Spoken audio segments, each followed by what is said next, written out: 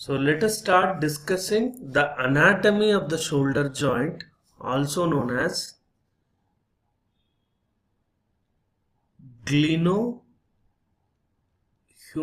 joint, because it is an articulation between the glenoid cavity, the articulation present in the scapula, with the head of the humerus. So let us see what type of joint it is. So what are the muscles and ligaments which are offering strength to the shoulder joint, and the movements which are possible at the shoulder joint, its neurovascular supply, and the clinical or applied anatomy aspects of the shoulder joint.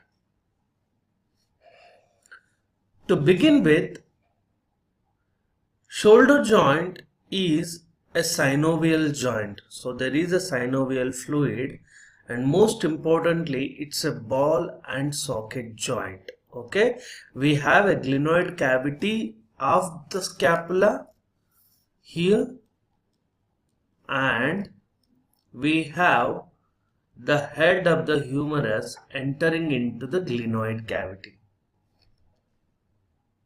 But this ball and socket joint is not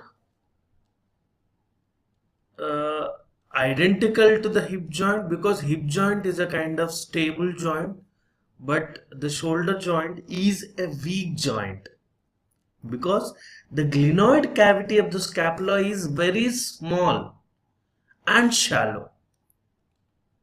So because it is small and shallow and it is weak antero-inferiorly. Okay, these are the two important points you need to remember. The glenoid fossa of the scapula is small and shallow, so that it cannot properly hold the head of the humerus in place. Okay, and also it is weak anterior-inferiorly. So that's the reason the most common joint to get dislocated is shoulder joint, and the most common location is anterior dislocation. So this is all you need to know about the type of joint. So this being a kind of a weak joint, there is some factors which support it. Okay, so before going into the supports, let's finish up the supports and muscles and all. Let's come back to the movements part. So we're starting with the supports. Most important thing which is offering support is a capsule or capsular ligament. Okay, we call it as a capsular ligament. And what does it do? It encircles the whole of the joint, the entire joint. Okay, and it has got support superiorly by the rotator cuff muscles. Okay, so this special entity is very important. There are rotator cuff muscles which are present. So if this is the glenoid fossa, you are looking from the side. Okay, and we have a capsule which is encircling the whole joint, and when this part is superior and this part is inferior. If you look superiorly, we have rotator cuff muscles which are offering support. Okay, we have rotator cuff muscles here.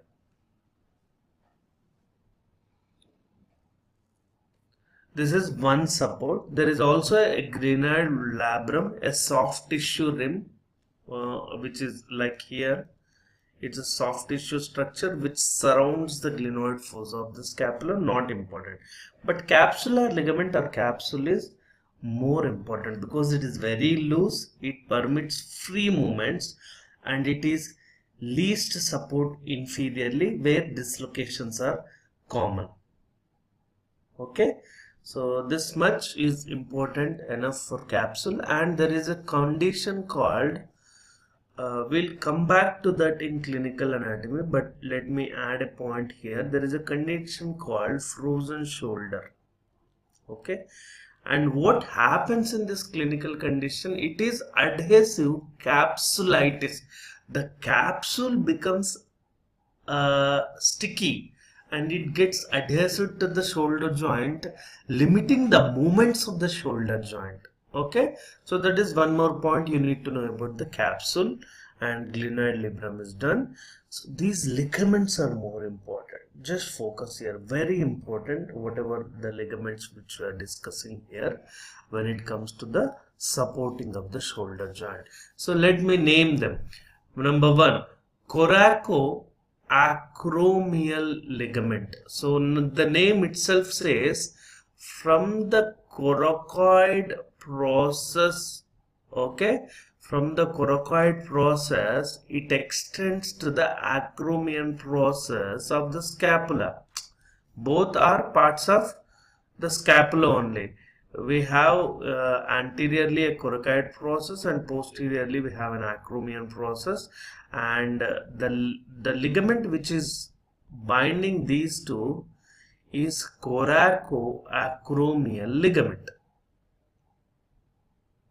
Okay. Next is coracohumeral. So from the coracoid process to the humerus, okay, the greater and lesser tubercles of the humerus. So there is a coracohumeral ligament and it is present anteriorly. So it is offering a kind of anterior strength to the joint capsule, and this is offering superior strength because it is present superiorly. We also have glenohumeral ligament. So from the glenoid cavity this ligament extends and it attaches to the anatomical neck of the humerus. So it is kind of surrounding the whole part. Okay, this is glenohumeral ligament. There is a fourth ligament, not much important. It covers the bicipital groove. Okay, from the greater and lesser lips there is a bicipital groove, and this bicipital groove is covered by a transverse humeral ligament. Okay, and this is holding, this is the biceps tendon what you see. So this transverse humeral ligament holds the biceps tendon in place. So that is its function. So as such it doesn't offer much strength to the shoulder joint, rather it offers a support to the biceps tendon. So when I say shoulder joint ligaments, these three are more important. Okay, so this is offering a superior support, this is offering an anterior support, and this is encircling the whole part. Okay, but deficient inferiorly. So these are the three important ligaments that you should know. So these are the supports, and as I already told you, superiorly the capsule is supported by the rotator cuff muscles. So let us see what are these rotator cuff muscles. So this is anterior view and posterior view of the scapula, and these are the muscles which are an important part of rotator cuff structure. See, this is subscapularis. Anteriorly we have subscapularis, and from the humerus you can see a supraspinatus here, subscapularis, supraspinatus. We also have from posterior end we have infraspinatus and teres minor. So what are the four rotator cuff muscles? Supraspinatus, infraspinatus.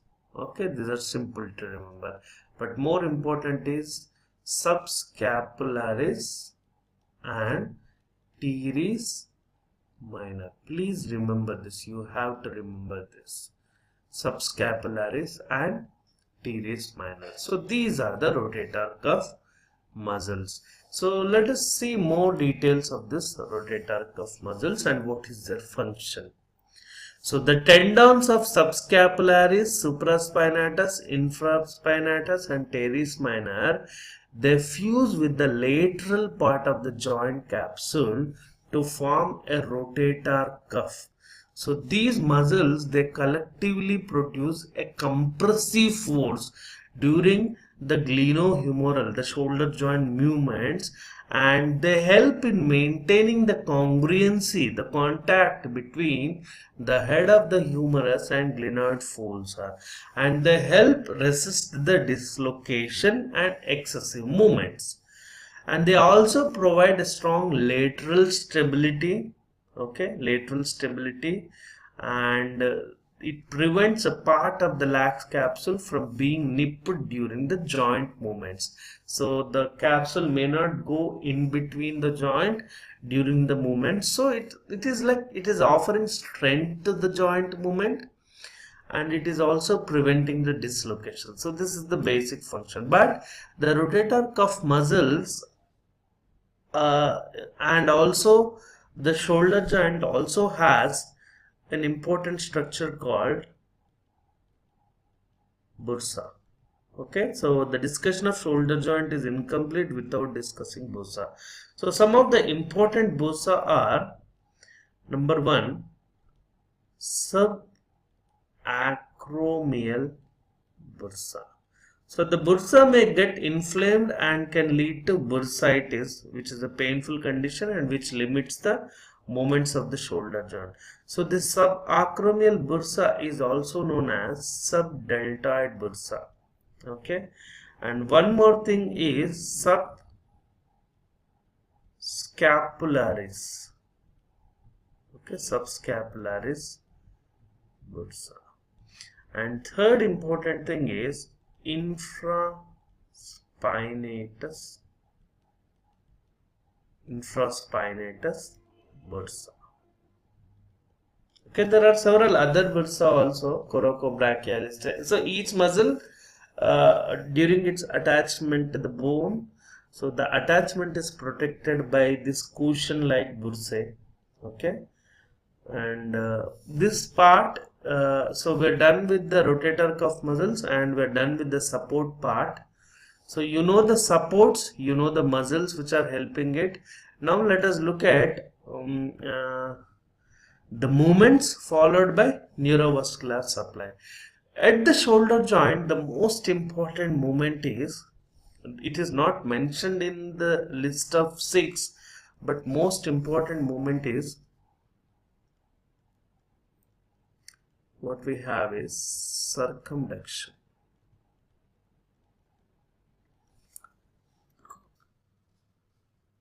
So the circumduction is not a single movement, it is a set of movements which are occurring at the shoulder joint. Let's see the circumduction also in detail, but before that let me tell you one thing.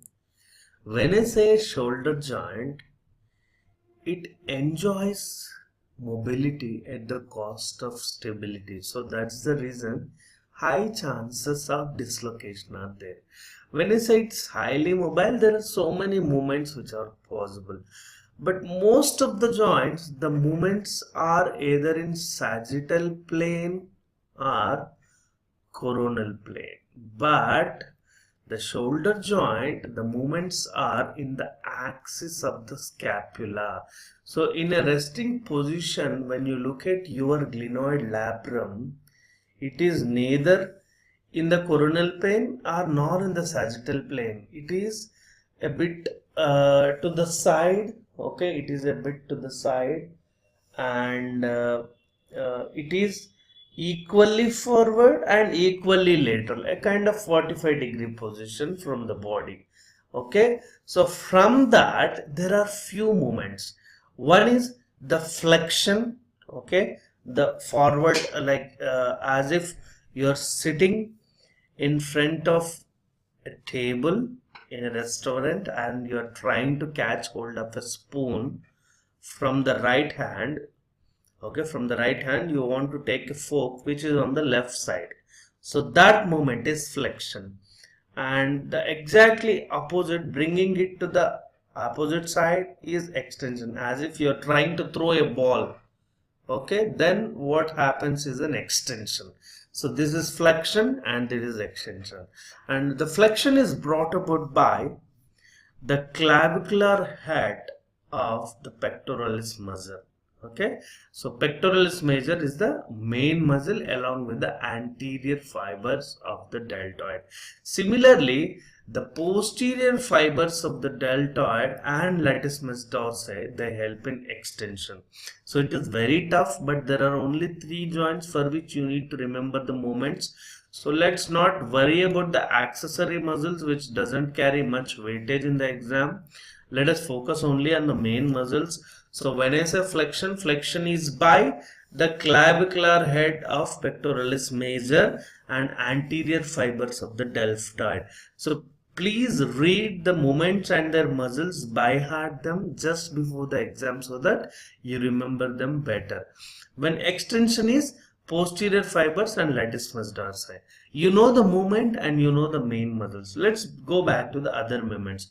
What is adduction? Bringing the shoulder joint very close to the body, it's adduction. Or taking shoulder joint exactly away from the body is an abduction.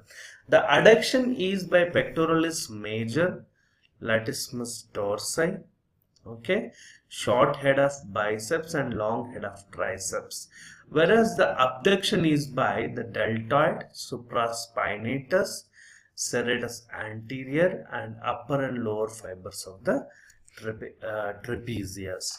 So this is adduction and abduction and the muscles which are producing it. So what about medial and lateral rotation? Medial rotation is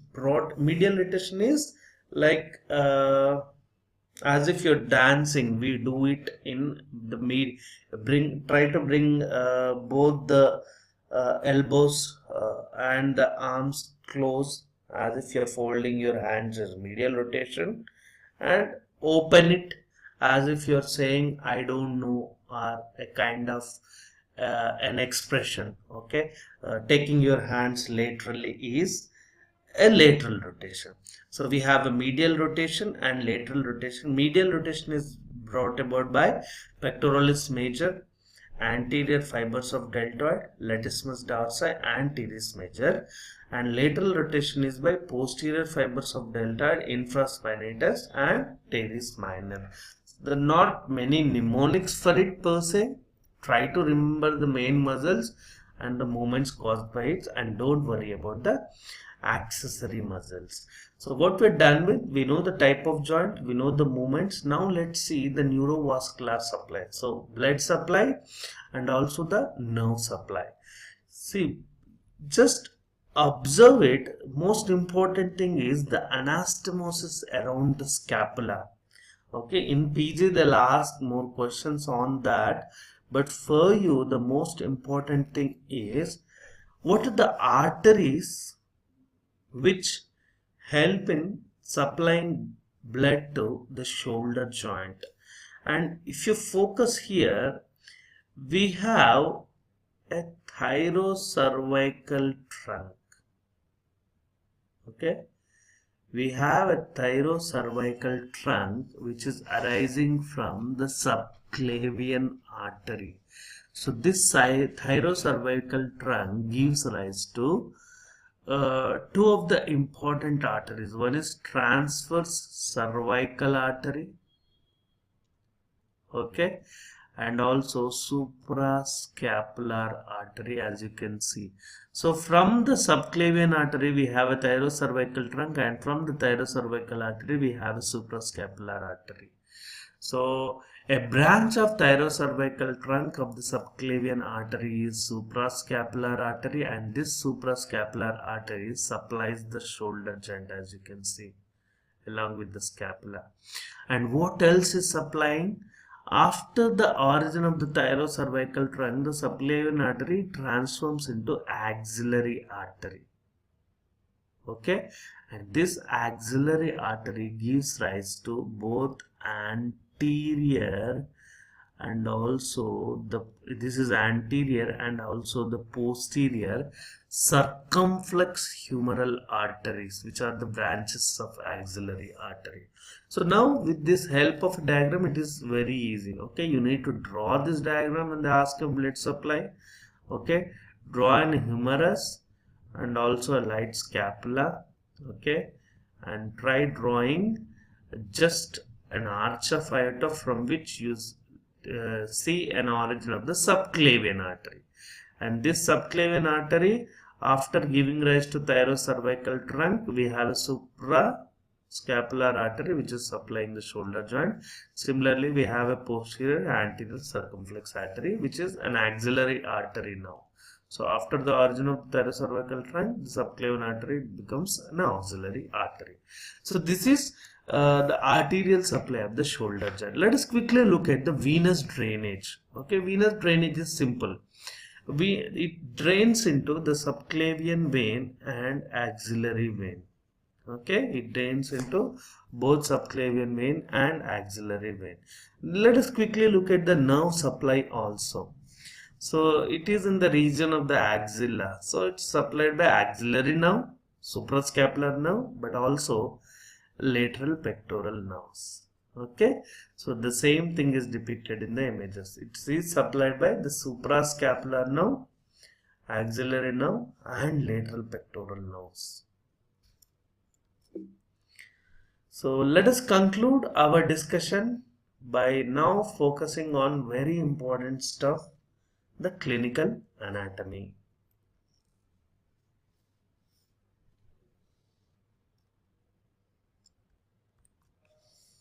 See, before going into the details, let me add one more important point, the differentiating feature. Because in the exam, we have two things in the syllabus they gave. What was that? One was clinical anatomy, okay, and the other one was applied anatomy. So this is clinical anatomy and applied anatomy. Is there any difference between these two? Because I spoke to an anatomy professor. See, the logic here is both are similar. They might say clinical or they might say applied. And it is surprising to see nowhere in the standard textbooks or in the BD Chaurashya, what we read for anatomy most of the times, they only mention about clinical anatomy. Okay, nowhere else they said it as an applied anatomy. So I tried searching for the difference. So they sound synonymous, but there is a mild difference. Maybe important to know. See, clinical anatomy is, it's the practical application of anatomy in understanding the disease, the nature of the disease. If you know the anatomy better, it is easy for you to understand the nature of the disease, the pathogenesis, the etiology, the presentation part. You take an example of what we call varicose veins. By knowing the anatomy of the lower limb veins, it helps you in understanding why the degeneration of the wall leads to varicose veins and why the pooling of the blood because of this leads to development of the complications and all. So this part is clinical anatomy. But when it comes to applied anatomy, so whatever the applied aspects, that means not about etiopathogenesis, not about clinical presentation, but applied aspects means the diagnosis and management. You know the anatomy, knowing anatomy, how it is helping in diagnosing a disease and managing it.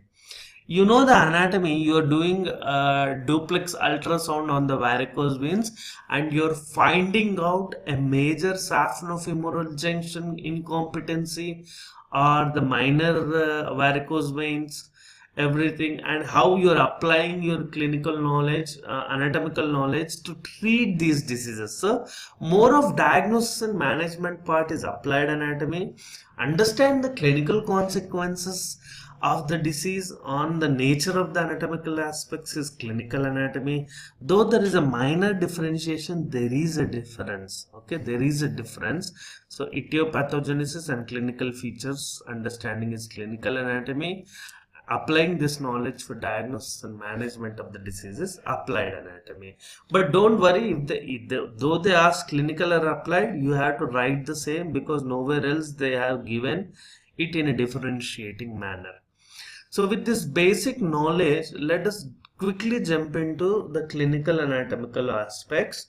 So once they asked frozen shoulder, okay, frozen shoulder, and they also asked about the dislocations. So these are the two important things, but I am also adding one more condition, painful arc syndrome, and also the rotator cuff disease.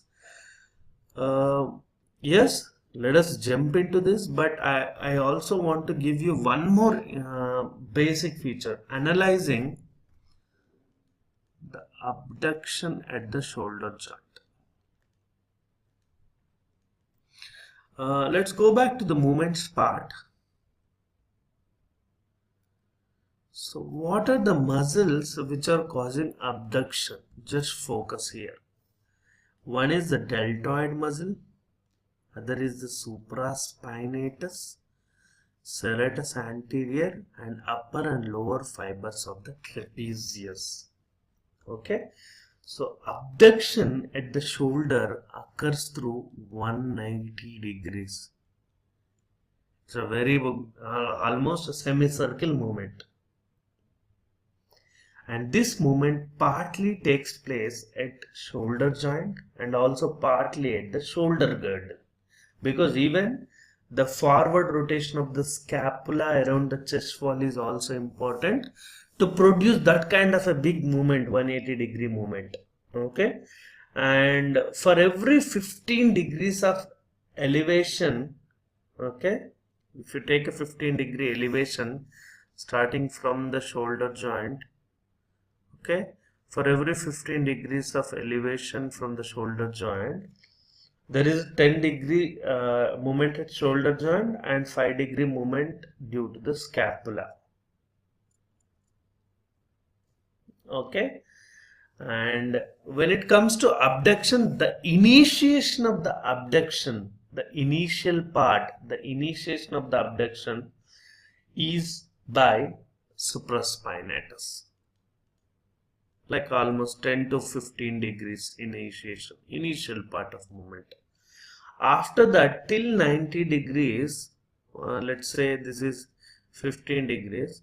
From 15 degrees till 90 degrees, the movement is taken over by the deltoid muscle, which is the main abductor. Okay, so that's it. So these are the shoulder movement muscles which are producing shoulder joint. But after 90 degrees, the scapula should move. Okay, scapula should move, and the rotation of the scapula is due to the combined action of both trapezius and serratus anterior. So it is the shoulder joint and this is the shoulder girdle or scapular movement. So that's the reason we have 4 muscles. So up to 15 degrees, 90 degrees, from 90 to 180 degrees. Not 90 to 180, to be more precise, they act even before, but just for the sake of differentiating, we are writing it. Now you have a clear idea of what is happening with the abduction. Now let us look at the rotator cuff disease. As I already told you, the bursa form an important part. Okay, and there is a subacromial space, okay, subacromial space in which there is a subacromial bursa. It contains subacromial bursa, and also very importantly it contains supraspinatus tendon. Don't worry about where it is present and all, but you have to know that beneath the acromion process of the scapula there is a subacromial space which contains supraspinatus tendon, which is a part of rotator cuff muscle, and also subacromial bursa. Okay, so rotator cuff disease is a painful condition where there is a impingement of these rotator cuff tendons on the undersurface of the coracoacromial arch. Okay, so because supraspinatus is getting affected, the patient will have movement on initiation of the abduction. Okay, so initiation, we call it as kind of subacromial bursitis or supraspinatus tendinitis. And this subacromial bursitis or supraspinatus tendinitis, yes, there is a movement, but movement is characteristically seen in between 60° to 120°. Okay, during the 60° to 120° abduction, there is nipping of these tendons under the subacromion, which is prevented by the bursa. You see, you are abducting your arm till, if this is the arm, if this is like, let us say 90 degrees by the side of the body, in between the 60 to 120, this movement is majorly supported with the help of subacromial bursa, because otherwise there will be nipping of the tendons and muscles under the subacromion, limiting the movement and causing pain. Because there is a bursitis, the pain will develop during 60° to 120° characteristically. That is supraspinatus tendinitis and subacromial bursitis. Why knowing this is important? Because if the movement is occurring throughout 180 degrees, this is not subacromial bursitis. It is actually osteoarthritis of the shoulder joint. Okay, so it helps you in differentiating osteoarthritis of the shoulder joint from the rotator cuff disease. So this is the simple stuff you need to know, remember about rotator cuff disease. And there is a condition same, whatever just I discussed, the pain occurring in the shoulder between 60° to 120°. This arc is known as a painful arc. So this is 90 degrees of the shoulder joint. So from 60 degrees to 120 degrees, impingement leading to a severe painful condition. This is known as painful arc syndrome. The same stuff has given a different name here, the same rotator cuff disease. But more important, they asked it once, the frozen shoulder. We also call it as a adhesive capsulitis. It's an inflammatory process which causes proliferation of the joint capsule by the fibroblasts, and there is thickening and fibrosis, and there is adhesion of the capsule itself and also to the humerus. And there are some associated conditions with the frozen shoulder, like it is more commonly seen in patients with diabetes, autoimmune thyroiditis, and also Dupuytren's contractures. So in these people, how they present, there is a symmetric loss of both active and passive rotation of the movements. But most commonly involved movement is external rotation. External rotation, we also call it as a lateral rotation of the shoulder joint. But we do physical therapy, we give articular steroid injections. Okay, we also perform rotator cuff release surgeries. But most of this disease is a self-limited disease. The patient will recover. So physiotherapy, physical therapy, and rest they form the most important part of management of frozen shoulder. So we're done with the painful arc syndrome and frozen shoulder. The most important and the last part of discussion when it comes to shoulder joint is the dislocations part. See, most of the things we covered. Shoulder joint is glenohumeral joint. It is most unstable at anterior inferiorly because it is least supported. So that's the reason most common kind of dislocation is always anterior dislocation. Okay, and the patient with dislocated shoulder loses its normal counter of the shoulder joint.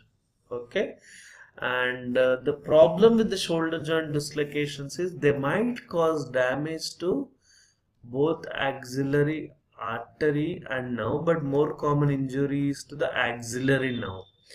So how a patient presents? Yes, there is a loss of the shoulder, there will be a pain. But more importantly, the axillary nerve damage leads to the patient cannot abduct the shoulder because of the paralysis of the deltoid, because deltoid is supplied by the axillary nerve and the chief abductor of the shoulder joint is deltoid muscle. Similarly, there is a regimental badge sign. So on the shoulder onto the side, we have a regimental badge area. You might have seen in the armies, they'll hold a regimental badge, in the police also. And that area is supplied by the axillary nerve. So there is a loss of sensation in that area. And if there is any damage to the artery, there is ischemic changes in the limb. Okay, so this is the one you need to remember. The posterior dislocation is very rare. It requires a violent force to cause it. Okay, but anterior dislocation is more common. It might lead to axillary artery damage causing ischemia of the limb, or axillary nerve damage leading to failure of abduction of the shoulder and loss of sensation in the regimental badge area. So please remember these much. It's more than enough.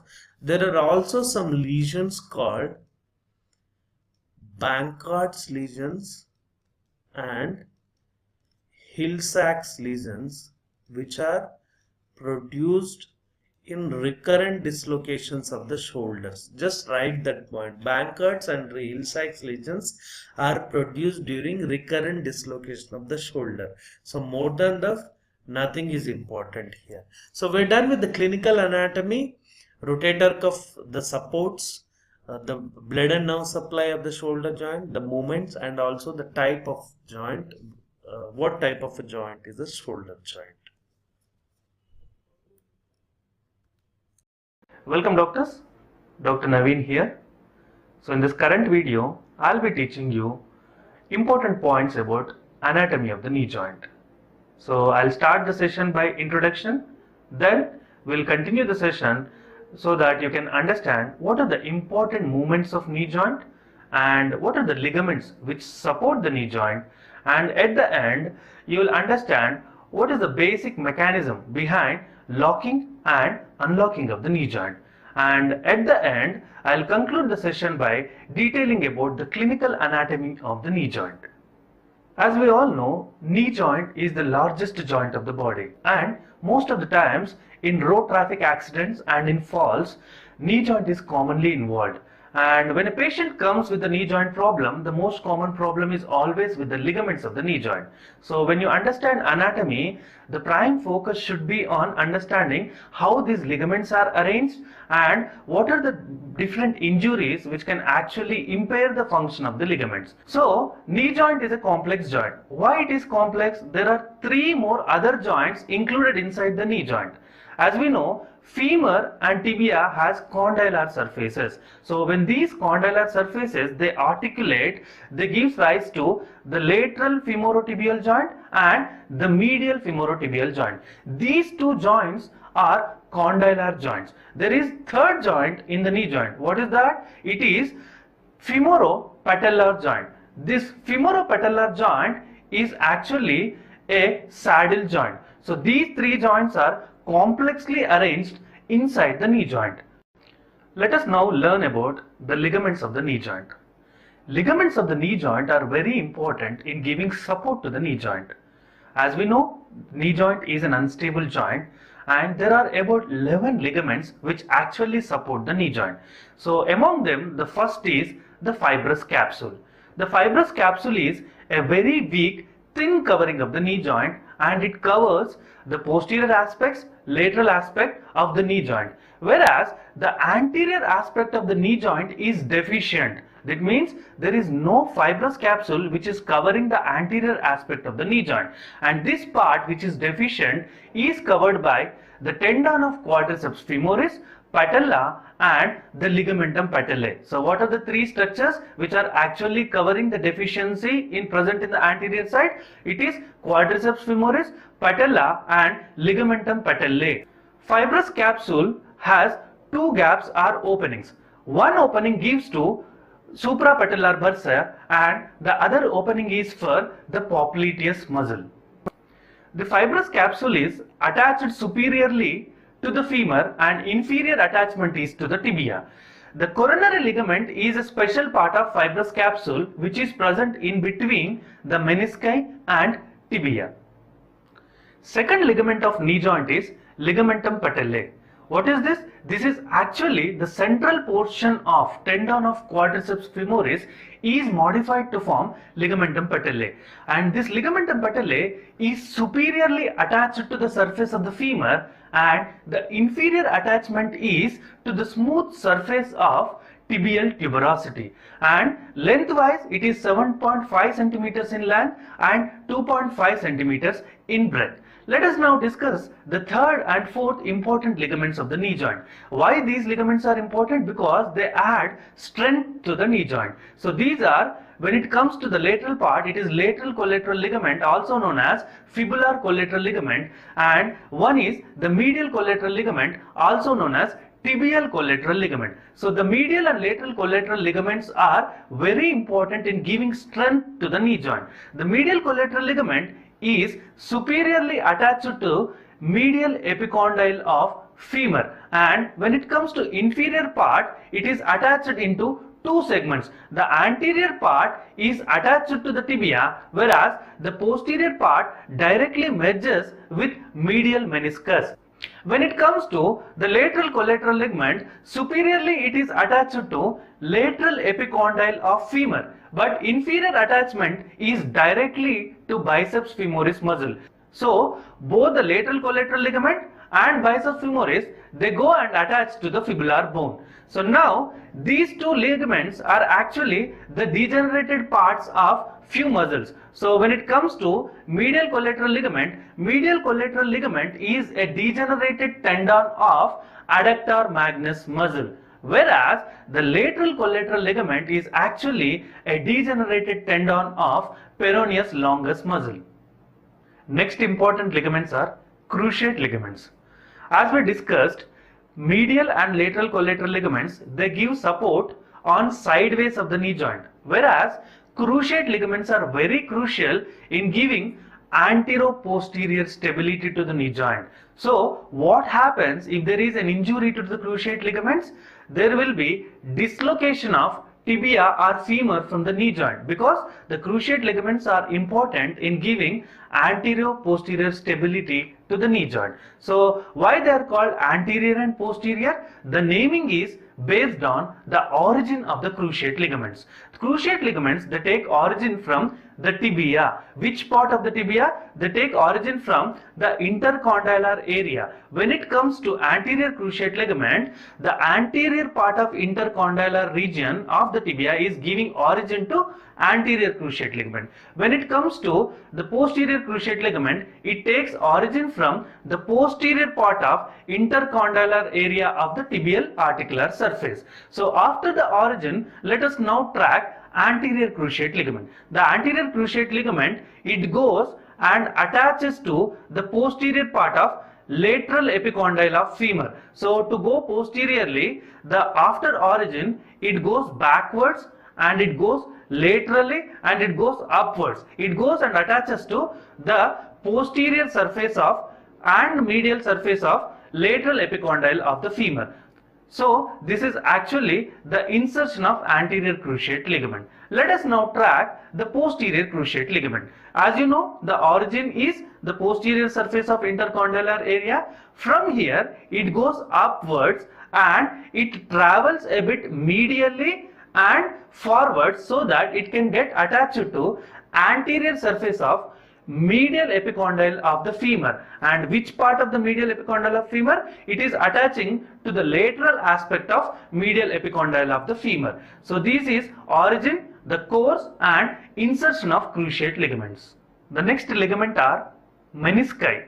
Menisci are important because they are made up of fibrocartilaginous material. They are semilunar disc. They are attached to the tibia. So what is their prime function? Their attachment to the tibia makes tibia more congruent because they deepen the tibial socket so that the femur can be lodged into the tibia in a more stabilized manner. So the basic function of menisci is they make the joint more congruent. Along with that, there are other functions of menisci. One is they act like shock absorbers for the knee joint, and the second function is they also help in lubricating the joint by secreting the synovial fluid, and the third important function is they help in sending proprioceptive impulses. So because of the menisci, the joint position of the knee joint can be easily sensed because they generate proprioceptive impulses. So there are two menisci. One is medial menisci, which is semicircular in shape, and other is lateral menisci, which is circular in shape. And these two menisci, medial and lateral menisci, they are joined by another ligament known as transverse ligament. The last two ligaments when it comes to knee joint are oblique popliteal ligament and arcuate popliteal ligament. The oblique popliteal ligament is actually an expansion of semimembranosus, and arcuate popliteal ligament is a posterior expansion of lateral ligament. So these two ligaments are not so important. So by now you have an idea of the ligaments of the knee joint. Now let us jump into understanding the movements which are occurring around the knee joint. Usually there are four movements which occur around the knee joint. Number one is flexion of the joint, extension of the knee joint, medial rotation of flexed leg, and lateral rotation of flexed leg. These are the four movements which occur around the knee joint. When it comes to flexion of the knee joint, the principal muscle which is involved in flexion is biceps femoris. Along with biceps femoris, semimembranous and semitendinosus are the two muscles which are involved in flexion of the knee joint. When it comes to extension of the joint, the principal muscle which is involved is quadriceps femoris, and medial rotation of flexed leg occurs because of popliteus, and this is aided by semimembranosus and semitendinosus. When it comes to lateral rotation of flexed leg, biceps femoris is the principal muscle which helps in lateral rotation. There are accessory muscles which help in flexion and extension of the knee joint. The flexion is aided by gracilis, sartorius and popliteus muscles. The extension is aided by tensor fasciae latae. Next topic is locking and unlocking mechanism of the knee joint. As we all know, standing requires much of muscular effort. So the muscles are taut, the ligaments are taut during standing. So to decrease this muscular effort, there is a phenomenon known as locking of the knee joint. So when we are standing in full extension, our knee joints are locked. This locking helps in reducing the muscular effort. Let us now understand how this locking is produced. Locking occurs as a result of medial rotation of the femur during the last stage of extension. So medial rotation of the femur is due to quadriceps femoris muscle. So quadriceps femoris muscle helps in locking of the knee joint. So what is the principle behind locking of the knee joint? The anterior-posterior diameter of lateral femoral condyle is less than that of the medial condyle. So because of this, when the lateral condylar articular surface is fully used up by extension, a part of medial condylar surface remains unused. So because of this, the lateral condyle serves as an axis around which the medial condyle rotates backwards, that is medial rotation of the medial condyle of the femur, and this leads to locking of the knee joint. So quadriceps femoris helps in locking of the knee joint. The lateral condyle acts as an axis, and because the lateral condyle size is less than the medial condyle rotates backwards or medially, leading to locking of the knee joint. And this locking occurs in last stages of extension, that is last 30 degrees of extension. So to begin the flexion, the locked knee must be unlocked, and the unlocking of the knee joint is brought about by the action of popliteus muscle. And what happens in unlocking of the knee joint? Lateral rotation of the femur occurs on the tibia because of the contraction of the popliteus muscle, and unlocking occurs in initial stages of the flexion of the knee joint. Clinical anatomy of knee joint. Even though knee joint is the largest and complex joint of the body, it is an unstable joint, and the stability of the knee joint, that is the strength of the knee joint, is derived from the ligaments what we discussed. Among the ligaments, there are three pairs of ligaments which are very important and which helps in strengthening the knee joint. These are cruciate ligaments, that is anterior and posterior cruciate ligaments, which gives antero-posterior stability of the knee joint. Similarly, there are collateral ligaments, that is medial and lateral collateral ligaments. They help stability on sideways, whereas menisci, they bring congruency to the knee joint so that the femur is stably fixed inside the tibia. So these three ligaments are very important and they impart strength to the knee joint. But what happens in most of the road traffic accidents or most of the injuries to the knee joint, these ligaments are injured. Injury of the ligaments is dangerous because these ligaments, they cannot heal. So most of the times, if they are not properly treated, the patient ends up having a severe disability. So what are the ligament injuries which are seen in common practice? When it comes to the most common ligament injury, it is anterior cruciate ligament injury. So in clinical practice, the most common ligament which undergoes injury when it comes to knee joint is anterior cruciate ligament. And when it is seen, the injury to the anterior cruciate ligament usually occurs during hyperextension of the knee joint, that is forceful hyperextension of the knee joint. It is also seen in anterior dislocation of the tibia. So next is the posterior cruciate ligament injury. PCL ligament injury is not so common when it compared to ACL injury. This occurs in posterior dislocation of the knee joint. Next is the meniscal injury. The menisci, medial meniscus is more prone for injury than the lateral meniscus. The reason is, this point is very important. Medial meniscus is in close attachment to medial collateral ligament, that is the tibial collateral ligament. Both tibial collateral ligament and medial menisci, they are closely adherent. So this is the reason medial meniscus is more prone for injury. When it comes to lateral meniscus is pulled away by the popliteus muscle, because lateral meniscus is attached to the popliteus muscle. The popliteus muscle pulls the lateral meniscus away, avoiding the injury. So what is your take home? Medial meniscal injury is more common than the lateral meniscal injury. And when does the meniscal injury occurs? Meniscal injury occurs like there is a person who is playing football. During the mild flexion, partial flexion, if there is an injury to the knee joint, this actually leads to meniscal injury. The third kind of ligament injury is injury to the collateral ligaments, that is medial collateral ligament and lateral collateral ligament. Now you know the different types of ligament injuries. There is an entity known as unhappy triad. What is this unhappy triad? This is also known as terrible triad. In this, there is injury to three ligaments. One is medial menisci, and second is medial collateral ligament, and third is anterior cruciate ligament. Injury to the below mentioned three ligaments, that is ACL, medial collateral ligament and medial menisci. This is known as unhappy triad or terrible triad.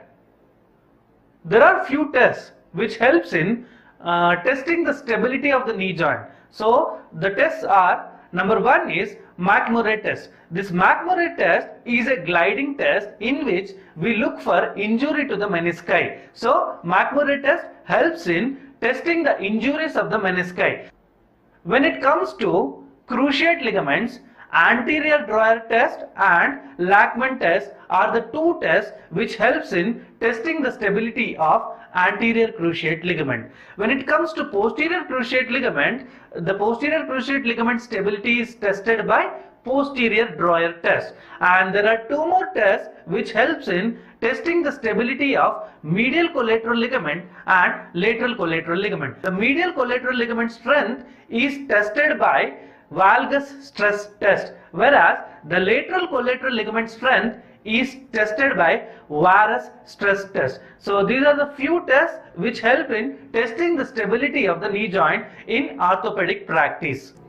The next clinical anatomy point in knee joint is deformities of the knee joint. There are two basic deformities of the knee joint. One is genu valgum and the second one is genu varum. When it comes to valgum, valgum is because of abnormal abduction of the knee joint, and this abnormal abduction of the knee joint leads to knock knees, whereas genu varum is actually because of abnormal adduction of the knee joint, and this abnormal adduction of the knee joint leads to bow knees. So where are these genu valgum and genu varum conditions are seen? They are seen in vitamin D deficiency, that is rickets. Along with the rickets, genu valgum and varum are also seen as basic congenital anomalies. So now you have a basic knowledge about knee joint, starting from the introduction and the ligaments and movements of the knee joint, and you also have a basic knowledge about the mechanism of locking and unlocking of the knee. There are few clinical aspects, that is the test which helps in testing the stability of the knee joint, and also what are the basic ligament injuries which are seen in the knee joint. So this will conclude our session. Thank you.